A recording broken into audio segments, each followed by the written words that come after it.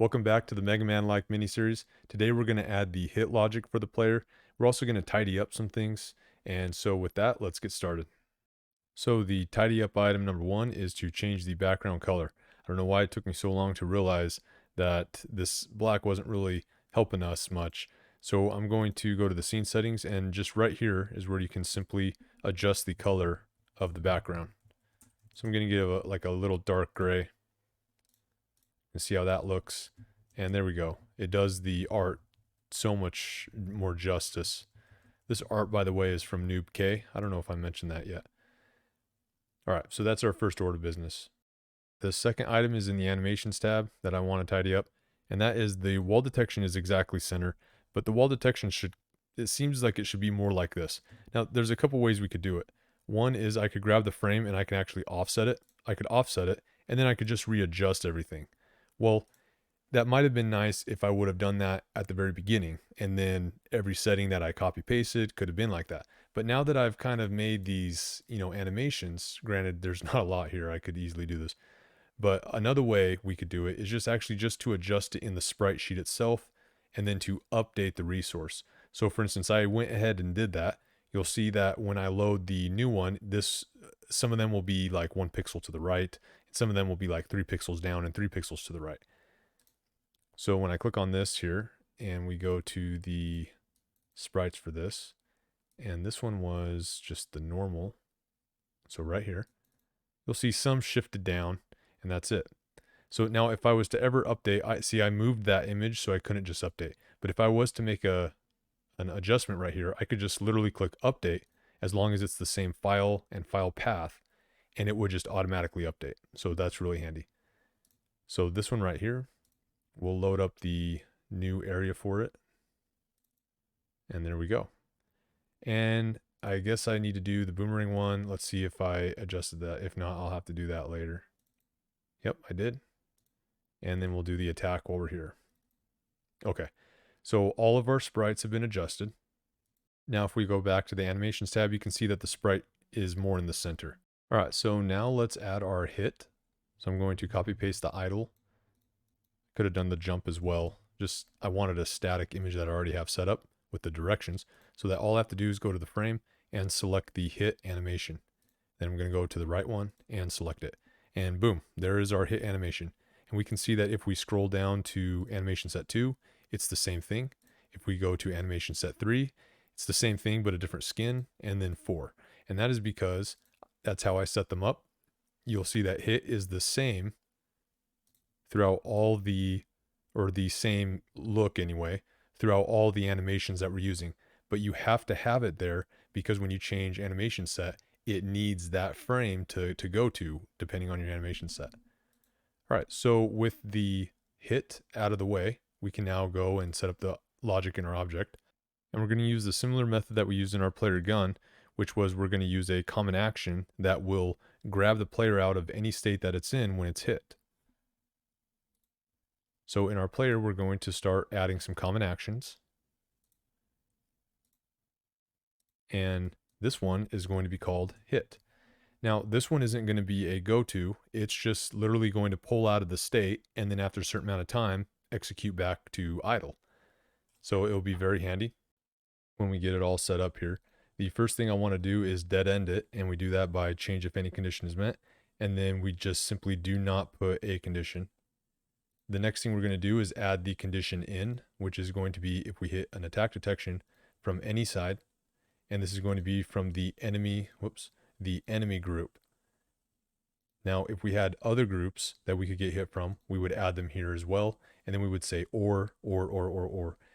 And as the project gets bigger, you might have more.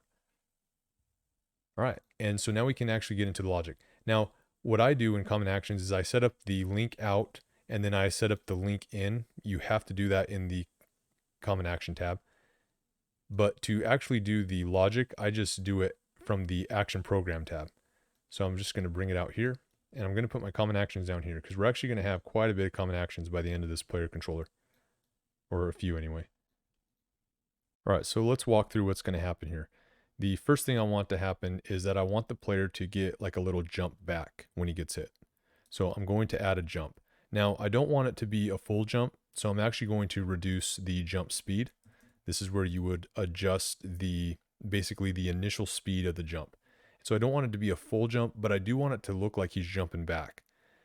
The next thing is that while you're in the hit mode, I don't want the player to be able to move right away. I want to take away control as the player is moving backwards a little bit. I also do not want them to shift directions. And then I don't want them to be affected by gravity, at least not 100%. I just want it to be like a 50% gravity. So if you get hit in midair, it's going to jump you back, but you're not going to be like falling right away. So it will kind of give you a chance to, like, say you get hit off a ladder, it's going to jump you out, but then you'll have a chance to come back in and grab that ladder again. So that's my thought process there. And then also I wanted to make it a little farther out. So with the 35% initial jump speed and the 125% horizontal movement speed, I found that to work really good. Okay, so we have a jump, but all this is really doing, it's just jumping straight in the air. So we actually need to move the player back. And so the easy way to do that is going to be using move toward display direction, and we're going to move in reverse direction. And then I will specify the distance of about 3 tiles or 48 pixels. And then I'm going to hit OK. So I have the jump, I have the move back, and by having it move in reverse direction, it means that if I'm looking left, it's going to actually move me right. If I'm looking right, it's going to move me left. So now what we're going to do is we're just going to wait, and this is going to be your hit duration. And I've already found the number I want to use, and it's 0.4. Then the last thing, and by the way, this is going to be the simple setup, and then we're going to get more complex, but we have to start somewhere. So this is going to be the amount of time waited. And remember, since we are locking out this common action, it's going to remain in here waiting. Then the last thing we're going to do is we're going to execute object action of itself, and we're going to execute the idle. So we're going to jump back to idle after this 0.4. Now, I'm sure a lot of you are like me, where you like to look at these and you like to get a brief idea of what's going on, but you can see here it just says execute object action. Now, that is because I'm using the object self. If I was to actually select the player and then select the actual object instead of the object self, which in the player's case doesn't matter because I know I'll always only have one player, then I can hit OK, and you can now see that it's going to change it back to idle. So this is a nice little tip for if you just want to a quick glance look. Don't do the object self as long as you can get away with it. You can't always get away with it. All right, so this is all the logic that we need to start testing, but we have to actually set up the detections so that he can get hit, because remember, that's the condition we're using, is when you hit a attack detection. So attack detection is the red one. If I add a keyframe, you can see the red. This is the hitbox. This is what is going to take damage if something touches this. Now, what is that thing that touches this? It's the collision detection, all right? Otherwise known as this blue box or purple or however, what color it is. So you can see that when the red one touches the collision detection, that is considered a hit. Now, a blue one cannot touch another blue one and trigger a hit. The red one has to touch the blue one in order to trigger a hit. All right, so I'm not going to set up attack detection. That is actually going to be in our bullets. But we will set up the collision detection. And I'm going to be fairly easygoing as far as what the player is going to experience. The one thing is, though, is I am going to make sure that it's also centered. Now you can see that I'm trying to center it and it won't. And that's because I just need to come 1 pixel out. I'm not wide enough basically to have an even match there. And it is really handy to have these in the center of something so that you can gauge it easily. So this is what I'm going to use for now. And I'm going to copy this. I'm going to paste it in the direction. And then I'm just going to go through the walk and paste it as well. And the jump. And not the hit though, because you don't want to get re-hit. So the hit is actually going to have no collision detection, so it doesn't get hit. Now I thought in my walk, I just want to make sure that all these are correct, and they are. So the last thing we need is a way to get hit, and so we're simply going to add a quick enemy right here. Noob K has such good art. And I'm just going to create a quick enemy. I'll just name it enemy 1. Give it the enemy A animation. Just, yeah, real quickly center it. I will need to give it some wall detection so it stays on the tile.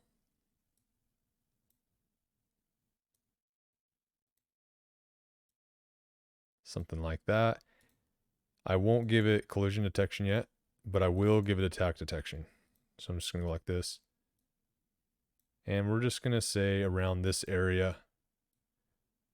I don't want to be too picky with this. All right, that looks good.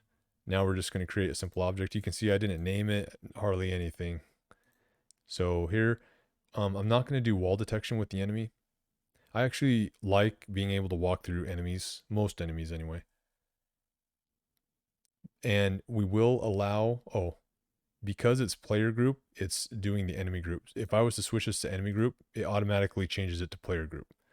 So this is an enemy, so I'm going to leave it in the enemy group. I'm going to hit OK here. And that's all I'm going to do with this guy, because I just want to test him. I do want to make sure that in my player object, that I also take off wall detection impacts. I'm going to hit OK. I'm going to go to scene. We are going to add our newly found enemy. Make sure he's on the player layer, which he is. And we'll move the bot a little closer. And we'll play test. All right, now if I move closer to him, you can see that I actually go invisible. And that is because in the hit, we actually never set the motion. So here, now we have the motion. And now when I run into him, you can see that I get hit and I fly back a little bit.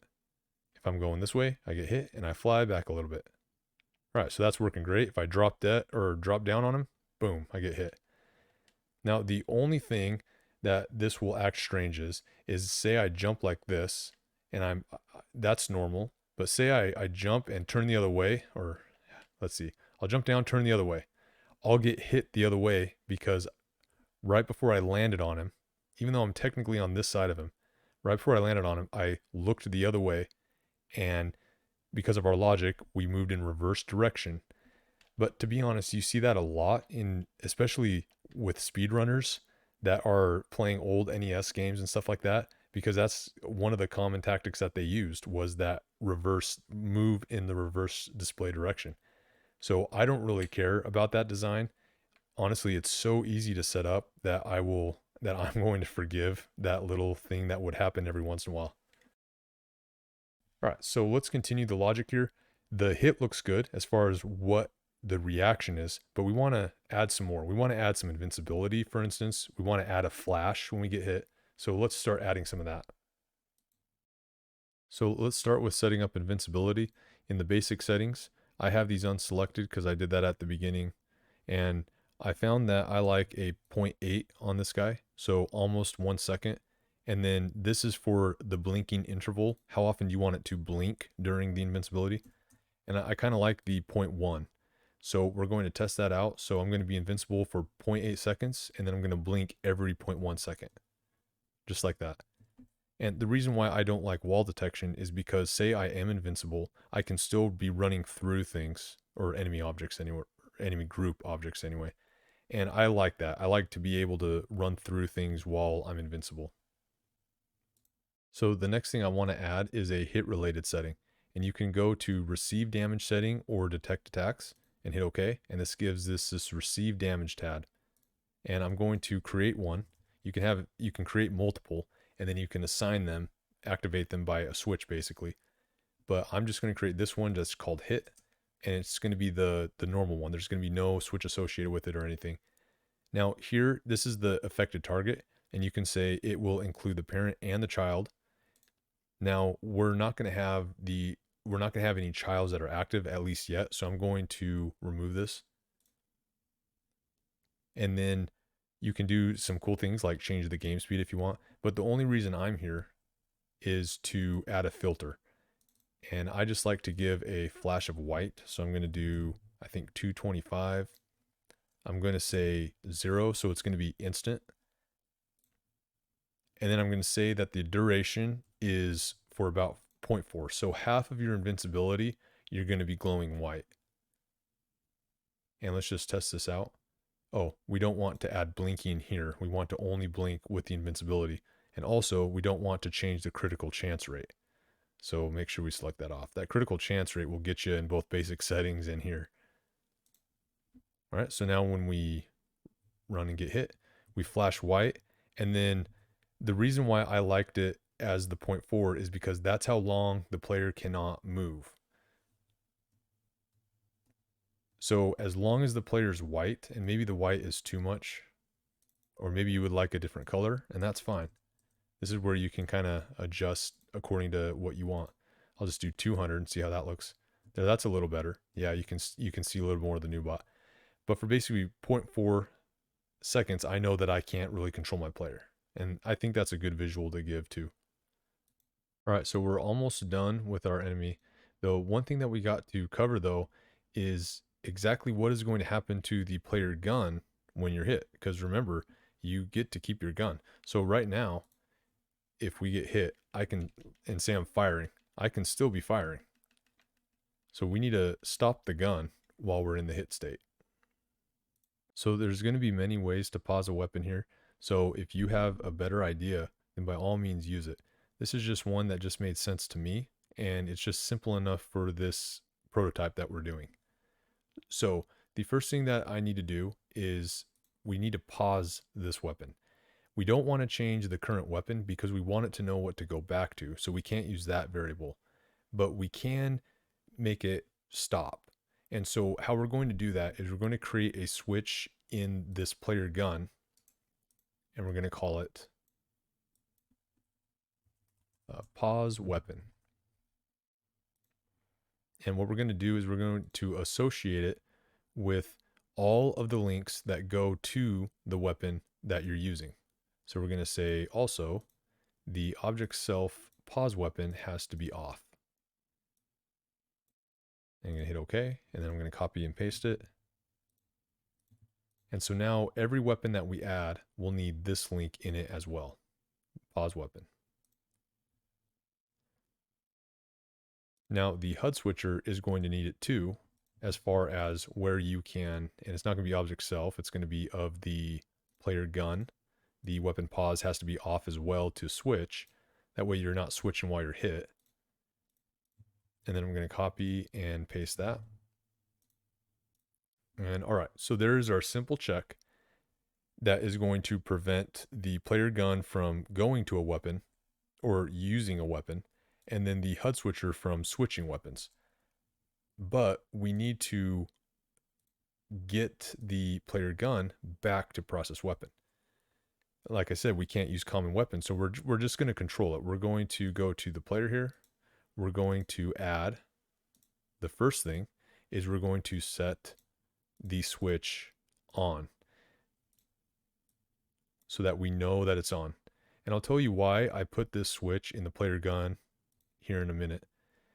Once we turn it on, we're then going to execute object action, the player gun, to the process weapon. So now we're going to manually put it into process weapon. And guess what? Now that the switch is on, it's stuck. It can't go anywhere.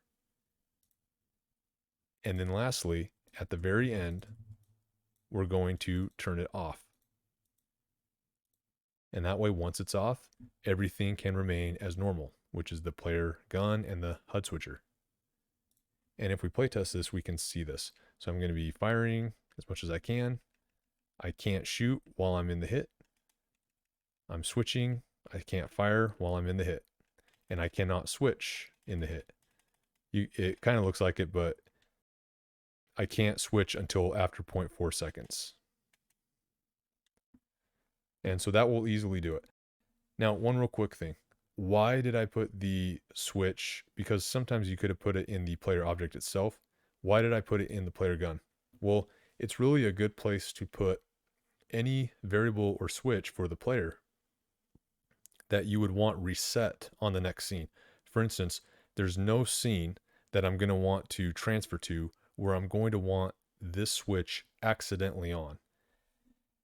And if you have them all in the player object, that could happen if you have maintain state selected and you're using portals per se.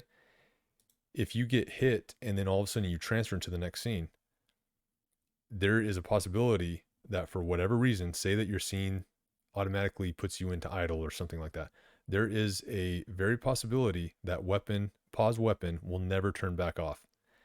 Now, in the player gun case, it will always be off. And the reason why is because it's a connected object. It's a generated object, and generated objects do not maintain at all. Matter of fact, every scene transfer, they're destroyed, and every scene transfer back in, they're created new again.